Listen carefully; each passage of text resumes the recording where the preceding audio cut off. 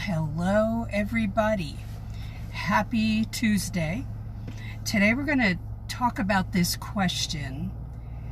Should you remain or stay in your first paralegal job until you retire?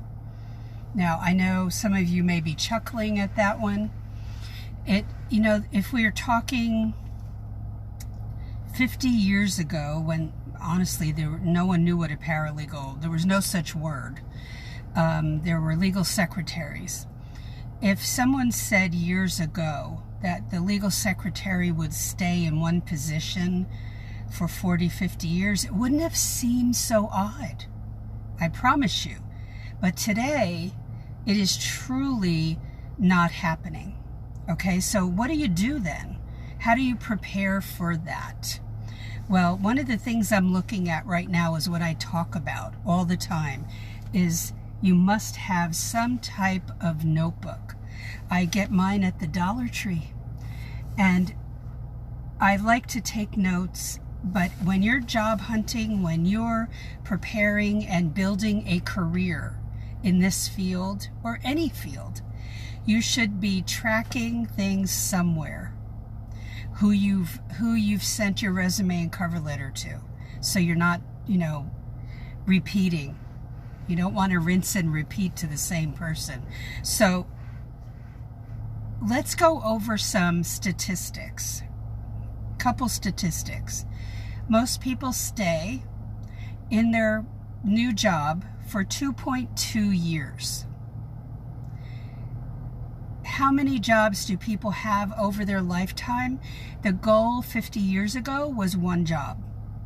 That has changed drastically. Now it's 14 to 16 jobs in a person's work lifetime. Okay? So the question is this: instead of focusing on, I want longevity, I want to be there forever. And I know paralegals who've been working for the same attorney for 20 years. So, but that is not the norm. And what I tell my students is to take this notebook and write down what your current skills are, even way before you start going into the legal field. What are your current skills? Now, that can be a 2-column. On the left could be software skills. On the right can be skills like that, skills that would benefit an attorney and benefit you on the job. It might be legal knowledge of some sort. Okay, so you've got to have a 2-column on your page for that, and then keep track of who what firm or what government agency you've applied to and when. Okay, so the question I ask my students to discover an answer to is, what do you know how to do to help the attorney? Now, when you're just like me, when you're in the first job, you are learning like crazy. And so this is where this notebook comes in handy to track what kind of documents have you learned how to create. Okay, and the parts of that document. You've got to write all that down just for yourself, because I want you to understand that everything you learn about this field brings value, not only to you in the form of dollars, but to the attorney. Okay? So your contribution to that workplace is building your career to be a very valuable thing. Very valuable.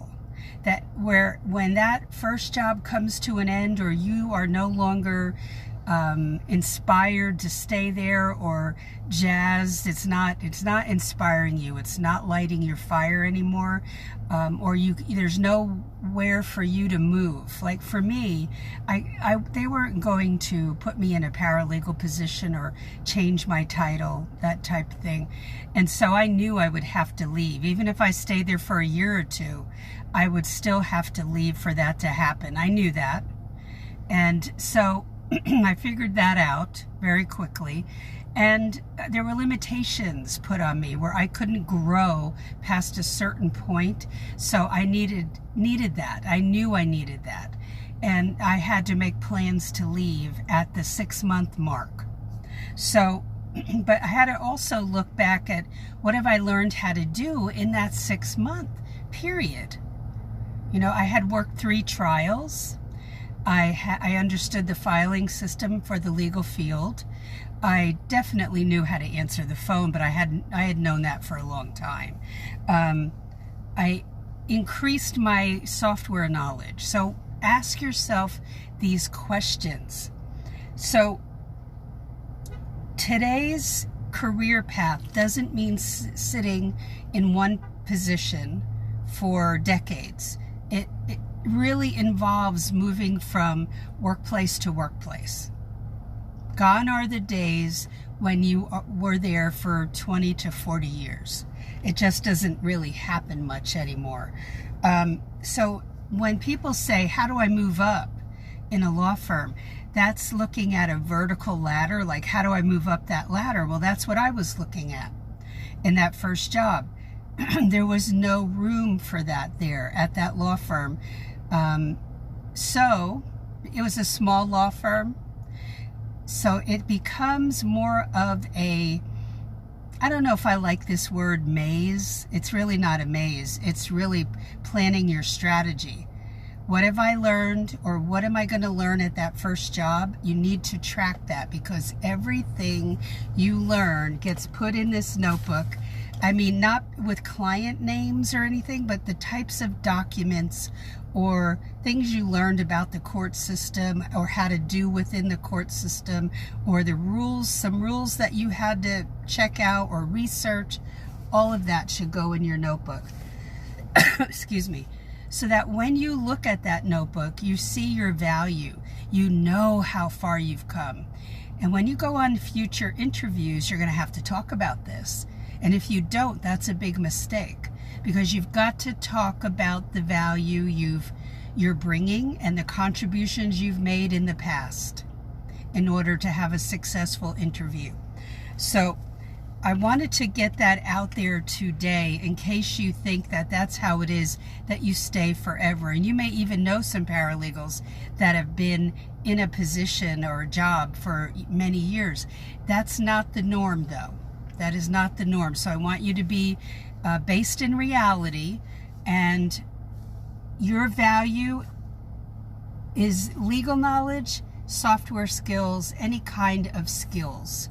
Okay, keep track of it in here, or get it in Word, you know, and up every time you learn something that you can add to your resume, add it. Okay, because you've got to prove to the next workplace what you know how to do and what your contribution will be and why you are of value to them. Okay, it's not that hard to do. All right, so any questions, comments, please post them while we're on here live, or post them below after I upload this video. And for my people on YouTube, post in the comments section, and look in the description box for links to the Paralegal Resource Hub. That's free. The Paralegal Career Black Book, no charge. The Paralegal Inner Circle class, very valuable to your career, and the Cover Letter Secrets class is very valuable. There are charges for those, but they're quite minimal for what you get. So on YouTube, look in the description box. On Facebook, just scroll through the feed and you will see links.